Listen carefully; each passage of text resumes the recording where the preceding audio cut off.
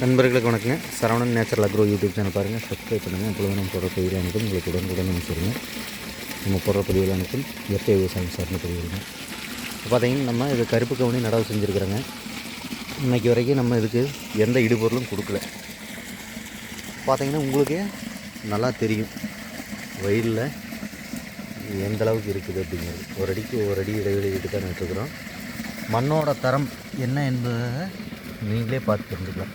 எந்த அளவுக்கு மண்புழுக்கள் மேலே வந்திருக்குது அப்படிங்கிறது. இது எல்லாமே மண்புழுக்களுடைய கழிவுகள், எச்சம். பார்த்திங்கன்னா புல்லு இருக்குது. இதுதாங்க இயற்கை விவசாயம்.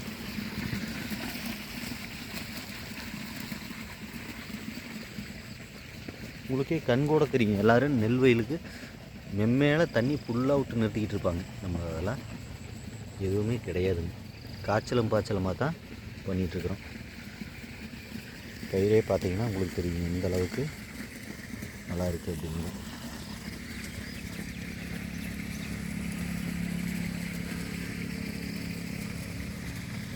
ஏன்னா இந்தளவுக்கு இடைவெளி இருந்தால் மட்டும்தான் அது நல்லா தாங்கி வளரக்கூடிய சக்தி வரும் காத்தோட்டமாக.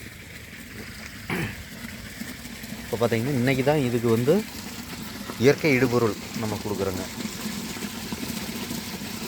இது அபாரமாக வேலை செய்யுதுங்க. நம்ம லிக்விடு, இந்த லிக்விடு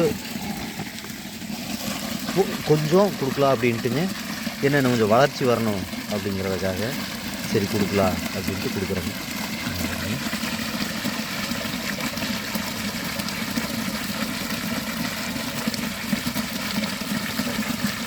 ஏன்னா இது நம்ம அந்த மடவாயில் கொடுத்தோம்னாவே போதுங்க. இது ஃபுல்லாக எல்லாம் நுண்ணுயிரி தானுங்க. அது அப்படியே எல்லாம் ஸ்ப்ளிட் ஆகிக்கும்.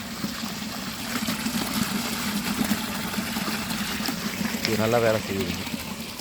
இந்த வருங்க ஃபுல்லாக வரப்பூரா எல்லாமே வாய்க்கால் வரப்பு எல்லாமே வெறும் பில்லாக தான் இருக்குங்க.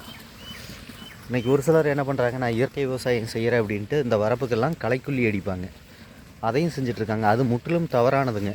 ஏன்னா ஒரு முறை நம்ம அதில் அந்த கெமிக்கல் பயன்படுத்தணும்னா அந்த விஷம் 50 ஆண்டுகளுக்கு அந்த மண்ணில் நினச்சிருக்கு. அப்புறம் நம்ம என்ன தான் இயற்கை விவசாயம் செஞ்சு என்ன பிரயோஜனம்? ஒன்றுமே கிடையாதுங்க. அதே மாதிரி இந்த வயலுக்கும் நம்ம அந்த லிக்விடு கொடுக்குறோங்க. வயலையே நம்ம கொடுத்துடலாம்.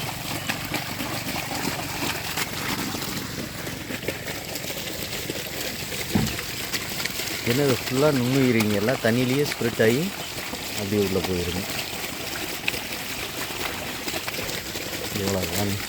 இதுதாங்க இயற்கை விவசாயம் சிறப்பு, சிறந்த விவசாயம் இதுதானுங்க. இதையெல்லாம் விட்டுட்டு தான் இன்றைக்கி எல்லாருமே பல ஆயிரக்கணக்கில் செலவு பண்ணிக்கிட்டு கண்டதையும் கடிதையும் போட்டு நல் உணவை நஞ்சான உணவாக மாற்றிக்கிட்டு இருக்கிறாங்க. அதனால் இதெல்லாம் மாற்றணும், நம்ம மாறணும். நம்ம ஆரோக்கியமே சிறந்த தீர்வு அப்படிங்கிற முடிவுக்கு வரணுங்க. பணம் ஆரோக்கியம் கிடையாது, நம்ம உடல் நலம் தான் ஆரோக்கியமானது அப்படிங்கிறத மக்கள் புரிஞ்சுக்கிட்டாங்கனாவே அவங்க இயற்கை வாழ்வியலுக்கு மாறிடுவாங்க. அதனால் எல்லாருமே இயற்கை விவசாயத்துக்கு வரணும். பார்த்திங்கன்னா உங்களுக்கே நல்லா தெரியும் ஊசி தட்டான் நிறைய இருக்குங்க. ஏன்னா நம்ம உள்ளே போக முடியல. அதான் அந்த இடத்துல ஒன்று இருக்குது பாருங்க.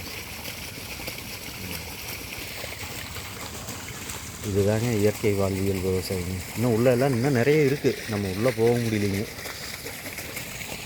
அதனால் இது நஞ்சில்லா உணவு, நல் உணவு.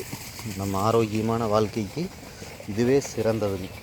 பாருங்க, நம்ம வாய்க்கால் வரப்பு எல்லா இடத்துலையுமே மண்புழுக்கள் எந்தளவுக்கு மேலே வந்திருக்குது அப்படிங்கிறதுக்கான சான்று இது தாங்க.